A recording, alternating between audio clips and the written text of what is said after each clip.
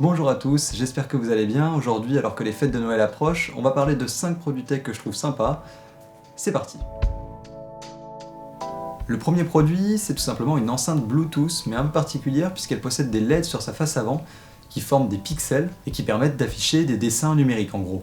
Cette enceinte, c'est la Timebox Evo. C'est une enceinte de la marque Divoom, vraiment originale. Elle est plus jolie à regarder qu'une enceinte standard, on peut la personnaliser à souhait grâce à l'application.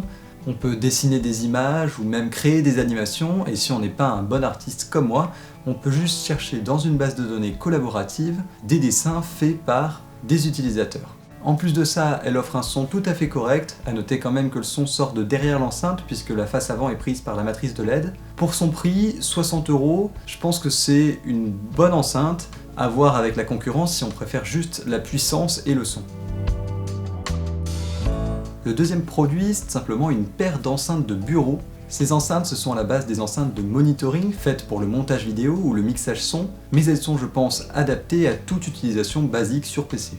Ce sont donc les Presonus Eris E3.5 et pour leur taille et surtout pour leur prix, juste en dessous de la barre symbolique des 100 €, je pense qu'on trouvera difficilement mieux sur le marché. Elles offrent un son plutôt précis sur les hautes et moyennes fréquences, évidemment leur taille limite un peu l'amplitude des basses, mais franchement, rappelons-le, pour moins de 100 €, je pense que c'est vraiment une bonne affaire.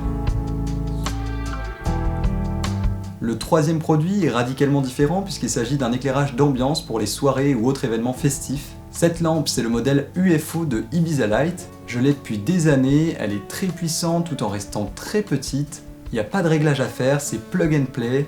Vous la branchez, elle marche. Bref, franchement pour 40 €, si vous en avez l'utilité, c'est un bon investissement. Je vais maintenant vous parler casque audio. Le casque que j'utilise quotidiennement, c'est un casque mondialement connu dans le monde de la radio, c'est le Beyer Dynamic DT770 Pro. C'est un casque fermé, donc vous n'entendrez pas les bruits extérieurs, mais c'est surtout un casque de monitoring.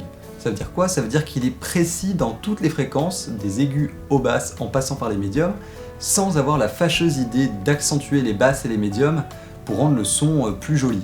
En plus de ça, il est très confortable, mais attention, c'est un casque d'intérieur. Il est très gros, il est assez fragile avec certains câbles apparents, et surtout, il est livré avec un câble super long. Son prix, 130 €, et franchement, quand on voit la concurrence, ça vaut le coup.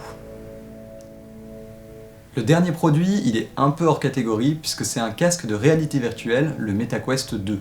Si vous n'avez jamais vraiment expérimenté la VR, c'est la meilleure porte d'entrée vers ce monde de niche. Aujourd'hui, c'est le meilleur casque VR du marché niveau rapport qualité-prix dans la mesure où vous n'avez pas besoin d'un PC ou de capteur pour qu'il fonctionne.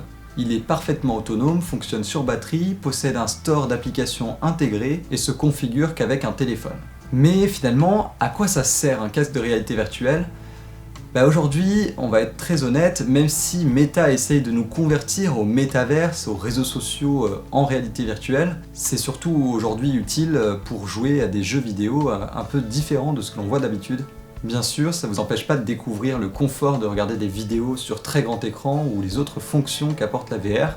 Maintenant, tout cela a un prix, et ce prix il a augmenté de 100 € récemment à cause de l'inflation, 450 € pour le modèle 128 Go, qui est suffisant. Ça reste quand même un budget important et je vous conseille d'attendre des promos qui sont assez régulières sur ce produit pour l'avoir en dessous de la barre des 400 €. Maintenant, il faut savoir aussi que Meta va certainement actualiser ce produit en 2023 avec le MetaQuest 3. Pour autant, si on se base sur tout ce qu'ils ont fait auparavant, il y a de fortes chances que les applications restent rétro-compatibles avec le MetaQuest 2. Donc niveau obsolescence, normalement, on est bon. Voilà tout pour ce top de Noël, très court, c'était le but. J'espère que je vous aurai fait découvrir au moins un de ces produits. En attendant, je vous souhaite de bonnes fêtes et je vous retrouve en 2023.